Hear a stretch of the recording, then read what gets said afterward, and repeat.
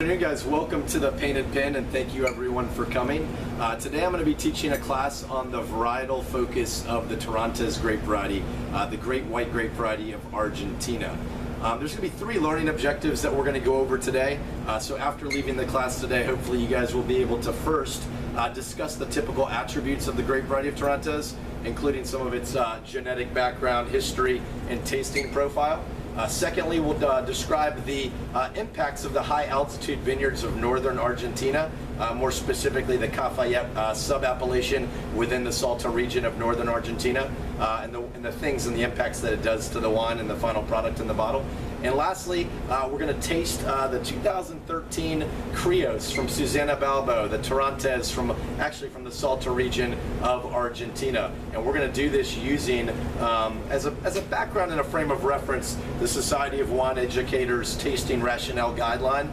So just remember, it's just there for background information, but I'm going to take you guys kind of through the grid orally and verbally. We're going to evaluate the sight, nose, and palate of this wine, kind of using that deductive reasoning. It just kind of helps pick up certain aromas and shows you how to evaluate the wine using those 3 components of sight and analyzation, your palate, and your nose as well, okay?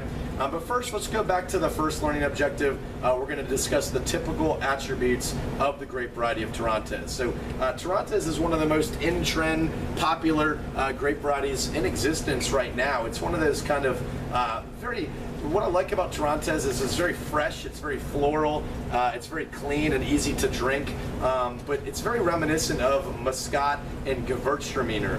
It's grown in predominantly actually it's grown throughout Argentina, predominantly in northern Argentina on the high altitude vineyards of Salta and La Rioja as well. There are 3 sub-varieties of Torrontés in the Argentine wine culture. There's 3 sub-varieties, which are Torrontés Rioana, Torrontés Malvasia, and Torrontés Sanjuanino. The predominant one that you're going to see mostly, the most plantings and the most acreage throughout Argentina is Torrontés Rioana. These are the wines that have the most high quality, that have really showcased the grape variety and what it's capable of doing. There's similar differences, there's a lot of similarities and a lot of differences between the sub-varieties, but the biggest ones are with Torrontés Rioana and Torrontés Sanjuanino. They're smaller, tighter clusters, and they're paler grapes. The Torrontés Mendocino are generally like larger, darker yellow colors, but larger, looser clusters. Torrontés Rioana, which is the most prominent and the most planted, like I discussed, is by far the most aromatic. When you think of Torrontés, the first thing you think of is you think of aromatics, and when you think of Torrontés Rioana, that's what demonstrates that true kind of Muscat character, and we'll discuss kind of the influences in relation of Muscat to Torrontés here shortly. So you've got Torrontés Rioana as the most planted, the most aromatic, the most complex, and the highest quality, and then probably on the far end of the spectrum you've got Torrontés Mendocino, the least amount of acreage under the vine and planted in Argentina, and it's also the least aromatic. It's predominantly Torrontés Mendocino is predominantly planted in southern Argentina in the Patagonia region of Rio Negro, whereas Torrontés Rioana is predominantly focused in the north in Salta and La Rioja, whereas Torrontés Sanjuanino is predominantly focused in what it sounds like, in the province of San Juan, hence the name Sanjuanino. Okay, so those are some basic similarities and differences between the 3 varieties. They're all part of the Criollos family of grape varieties. And Criollos family of grape varieties are American cultivars of the Vitis vinifera from the European varieties. So these are all part of that Criollo family in terms of the grape varieties. In terms of genetic linkage and parentage and background, DNA testing has proven that Torrontés, actually all 3 grape varieties, all sub-varieties of the Torrontés minus the Mendocino, Torrontés Rioana and Torrontés Sanjuanino, all come from the crossing of the 2 grapes Mission, which was once believed to be Criolla Chica, and Muscat of Alexandria. You heard me mention Muscat. Yeah, Muscat is indigenous to Alsace, France, and it's one of the most floral, bouquet-driven aromatic grape varieties in existence, and that's why you see a lot of similarities when you smell Torrontés, and a lot of times when people blind taste wines not knowing what they are, that's why they sometimes pick up on Torrontés as being Muscat. So that is the genetic parentage. The only one that I did that doesn't link to those two parent grapes of Mission and Muscat of Alexandria is Torrontés Mendocino. The parent is definitely Muscat of Alexandria, but they've yet to identify the other grape variety that was the cross to make that particular strain of Torrontés. Okay. So that's, we talked a little bit about the DNA, the parentage, some of the similarities, and some of the differences between the three subvarieties of Torrontés. Let's talk about the taste profile as well. Like I said, Muscat, which is one of my favorite grape varieties in existence. When I think of flower-driven grape varieties, I think of Muscat, also from Alsace, France, like I said. Gewürztraminer, which is also from Alsace, France. Alsace is the hotbed of great white wines of the world. They make your Pinot Blancs and your Rieslings and your Pinot Grigios, but they do really well with the floral-driven grape varieties of Muscat of Alexandria, Muscat à Petit Blanc. There's several different strains of Muscat, and also Muscat and Gewürztraminer, and those are the two grape varieties that I associate closely Torrontés, and it obviously makes sense because one of the parents in terms of the crossing is actually Muscat of Alexandria. Okay, but the typical grape variety in terms of the typicity of style with Torrontés, like I said, first off, when you think of Torrontés, you think of aromatics, you think of bouquet, you think of flowers. I think of balance, especially when it's coming from the northern provinces in Argentina, especially from Salta and the Cafayate sub-appellation. Definitely have more balance in these wines. Also, definitely there's body in these wines because it's a warmer climate in Argentina. There's definitely a lot more body. There's higher alcohol.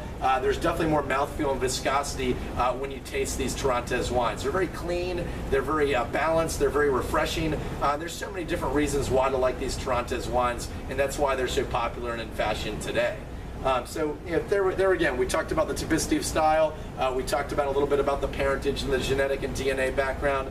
We also discussed some of the basic sub-varieties, the three sub-varieties with Torrontés Rioana, Malvasia, and San Juanino. Okay, that is our first learning objective that we just discussed. Let's move on to the second one, which is discussing the higher altitude vineyards of northern Argentina. So when you think of Argentina, you have to think of a very mountainous terrain. Remember, this is home of the Andes Mountains, some of the highest mountains in the world in terms of elevation. So Mount Aconcagua, which is in the Cuyo region of Argentina, Cuyo meaning surrounding Mendoza. Mendoza is the home, the hotbed of what put the Argentinian wine industry on the map. Remember, Argentina is the 5th largest producer of wine in the world. I think it's the 8th largest country in the world. And remember, one of the biggest cities in the world with Buenos Aires. So everything's centered on the central part of the country, feeding off of the metropolis and the capital city of Buenos Aires, and leading and surrounding into the wine country area of the Mendoza Valley.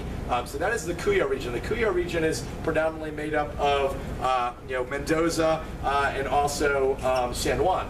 In the north, we talked about the northern regions of Salta. You've got Jujuy and Catamarca, and also La Rioja. And in the south, in the subtropical desert, arid areas of the south, you've got the Patagonia region of La Pampa, Rio Negro, and Neuquén as well. Okay. But when you think, like I said, because there's all of this impact of the high altitude vineyards in the Andes Mountains, all of the vineyards are centered around the foothills of the Andes Mountains, or at least that's the prominent growing areas. But because it's such a warm climate, you're close proximity to the Atlantic Ocean, you've got high mountainous, high altitude vineyards of the Andes Mountains, it's very warm, but as you go north into the Salta region, which is the wine that we're going to be talking about here today, this is the prominent region, or at least for Torrontés Rioana, that's proven to make the best Torrontés grape varieties and the best examples of what this variety is capable of. The reason for that is the high altitude vineyards, there's more of a diurnal shift in temperature. So it's very warm, like I discussed, it's very hot. There's a lot of days of sunshine. It's very warm throughout the course of the day, a lot of hours of sunshine. But in the higher altitude vineyards, it brings cool breezes. There's actually a fierce, hot, dry wind called the Zonda wind that comes off the Andes Mountains and floats into the northern regions of Argentina. This fierce, hot, dry wind helps cools the grapes in the evening time. So you have this diurnal shift in temperature, very hot during the day, but also in the mountainous regions and these higher elevated vineyards, it gets very cool in the evening time, which creates a higher acidity in the grape and the final product of the wine. This is the primary reason on why you see more balance and more complexity in these wines coming from the north. Because of these higher elevated vineyards, they're increasing the levels of acidity, which makes for a better balanced, finished byproduct in the wine. Sometimes Torrontés wines in the south, they can be very alcoholic, they can have less acidity, and they come off as very bitter. In the north, because of this added acidity coming off the cool breezes in these higher altitude vineyards, it's cooling down the grapes are becoming more acidic, the wine's more refreshing, and the overall byproduct of the wine is a much more balanced wine. And when I look at wines and wines that I like to put on my wine list and wines that I like to showcase to my patrons and my establishments, I like wines with finesse, balance, and complexity, and that definitely helps further these higher altitude vineyards in the north, help further that style of wine and the capabilities of what this grape variety can do. Okay, so now we just discussed the impacts of the higher altitude vineyards of the north, specifically in Salta and the Cafayate sub-appellation of the Salta region in northern Argentina. Lastly, I want to taste this beautiful wine in front of you. This is the Susana Balbo Criollos Torrontés. So Susana Balbo is one of the benchmark producers of all of Argentina. She makes excellent Malbecs, which is obviously what has put the Argentinian wine industry on the map, was the great inky, black, spicy, fruity-driven Malbecs of Argentina. But we're not here to talk about Malbec. We're here to talk about its white counterpart and what the Argentinian wine industry is doing for the world of wine. And this is the Criollos Torrontés from Susana Balbo, from the Salta region, from the Cafayate region, sub-appellation of northern Argentina. So we don't necessarily have to, we're not using the grid, you don't have to use the grid to talk about this wine, but I wanted you guys to have a frame of reference when I'm taking you through this wine on the sight, nose, and palate, just a frame of reference on what I'm talking about, just so it makes a little bit more sense, okay? So when you evaluate a wine, you always evaluate it on 3 different analyses. The sight, looking at it obviously, right? The nose, smelling it, and everything is coming through. You taste through the way you smell. Everything is taste through your olfactory bulb, okay? And then finally the palate, which is obviously tasting the wine, okay? First, let's look at the sight of the wine.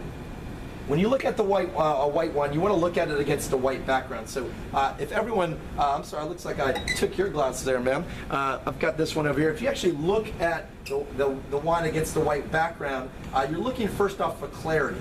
I like to see if I can tell the time through, look at my watch and tell the time through the glass. Would you guys consider this wine clear and transparent, or is it like opaque and dark and you cannot see through it? Clear. This one is clear, right? Okay. Absolutely. This one is clear. It's also, if you look at the way against the white background, you see the reflection. Clarity also refers to the way that the wine reflects light. And if you look at it, you're talking about brightness. This wine is definitely bright, as it definitely has a strong capability of reflecting light here as well. Okay. When you swirl the glass, what I'm doing is I'm oxygenating the wine here, but when I swirl it, I'm doing that because I'm trying to get oxygen into the wine, but I'm looking at it against the back of the china here, and I'm looking for the legs. Sometimes you hear the term legs or tears. This is talking about evaluating alcohol or sugar content.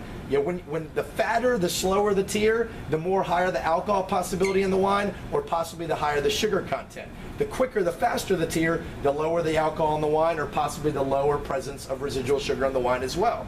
On this wine, I'd say, if you look at it, it's got big fat tears and they're going slowly down the glass. To me, I'm thinking this wine either one has some presence of residual sugar, or two, which is more what's causing this, is that this wine has a higher alcohol that's sticking to the actual glass. And if you can see that, I would say that this wine is going to be high in alcohol, and you call this viscosity. Viscosity means literally the way the wine moves in the glass, but when you talk about viscosity, you're evaluating the legs or the tears, or overall evaluating if there's going to be a higher percentage of alcohol or sugar content in this wine, okay? There's no staining the tears. Staining the tears usually refers to red wine, and you're talking about concentration and looking for, is it a thin skin or a thick skin grape variety? But for a white wine, that doesn't really pertain. Also, you're looking for evidence of gas or sediment, but I don't see any evidence of gas or sediment in this wine. On the nose, let's go ahead and smell the wine. On the nose, the primary aromas, when you talk about primary aromas, you're talking about fruit-driven aromas, okay? With white wine, there's a lot of different fruits. There's tree fruit, there is orchard fruit, there's stone fruit, there's tropical fruit, and there's citrus fruit. William, what dominant flavor what classification of fruit would you say is present mostly here? Citrus fruit, tropical fruit, stone fruit, or orchard fruit? Tropical fruit. Absolutely. So definitely a lot of tropical fruit. Great call there on the tropical fruit. Anyone want to name a specific tropical fruit that you're getting? Apricot coming through. Yeah, absolutely. So apricot, definitely like more. I think of apricot more of like a stone fruit, very peachy and apricot-y. So absolutely stone fruit, but I get a lot of tropicality in this wine. There's like a little bit of guava and passion fruit and mango. There's a lot of fruits. This is one of those great wines that you can't really name a fruit and it's not present. There's so many different fruit aromatics coming out of this glass, but it's definitely dominated by tropical fruit, stone fruit. I'm also getting a little bit of citrus fruit with a little bit of lemon and lime as well. But peach, apricot dominated with a little bit of tropical fruit as well, okay? So when you talk about primary, you talk about fruit-driven aromas. When you talk about secondary aromas, you're talking about earth, and an earth in a white wine is referred to as minerality. When you think about minerality, what does it sound like?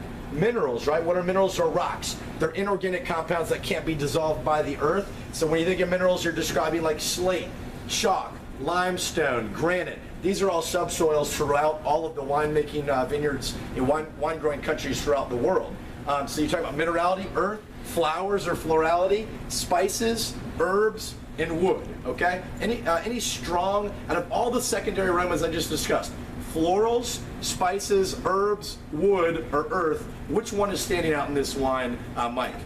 Definitely florals. Florals, absolutely. Great call and identification there. This is a super floral grape variety. Remember, we talked about the typicity of style. The number one dominant trait to me in an aromatic Torrontés is that beautiful floral bouquet. I'm getting like potpourri, I'm getting all sort of like lilacs and lilies, fresh white flowers, but they're fresh. They're not dried flowers. I'm sorry, potpourri, probably not as much potpourri because potpourri is more of a dried flower. I get like fresh white flowers, lilacs, lilies, orchids. It's very perfumey, but it's very refreshing to smell. Isn't that like a really pretty aroma that you wouldn't really expect in a lot of different wines?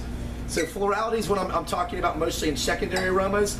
There's a little bit of spice here, which also associates, is kind of likening to Gewürztraminer and Muscat. I get a little bit of like white pepper and some spice-driven aromas here that are very similar to those two grape varieties. But to me, this wine's about spice, this wine's about florality, and this wine's about an abundance of fruit, okay? That's the strongest secondary aromas I'm getting here. I'm not really getting any evidence of wood. I get stainless, it's probably aged in a neutral vessel or stainless steel because they want to focus on those beautiful floral aromatics and those fresh fruit-dominated aromas, okay? On the palate, let's taste it real quickly.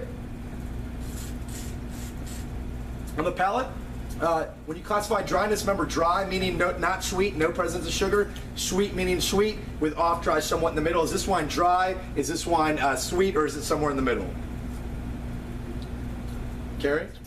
A little bit in the middle. Dry, I wouldn't call it bone dry, but it's dry. It's got that lush fruit. Remember, we described all those beautiful like citrus fruits and the peach and the apricot and this lush tropical fruit. So absolutely, I agree. I'd call it dry, but not bone dry. Definitely those floral aromatics are coming through with those lilacs, those lilies, those fresh cut white flowers. Some of that sweet spice is coming through as well. It's not wood spice, but just some of that other spice that likens it to Gewürztraminer and Muscat as well. And some of that minerality is coming through as well. But the most important part of evaluating a wine on the palate is the structural components. So you're talking about acidity, tannins, alcohol, bitterness, body. These are all your structural components. When you talk about a wine being structurally, very structured, those are the things that you're talking about. What I want to point out here structurally is the wine has a backbone of acidity. Although the wine, if you taste it, it definitely has some heat. You can taste some of that ethanol. It's definitely like medium plus to higher in alcohol. What I like about this, because it's from northern Argentina and the Salta region, it also has that counterbalancing acidity to balance out some of those high alcohols and that thick texture. It's got a lot of body to the wine. So this is a pure, great example of Tarantes. It's full-bodied. It's got aromatics. It's higher in alcohol, which is true to the variety, but it also has a lot of acidity, which is what I wanted to demonstrate out of the northern vineyards of Argentina today. Okay.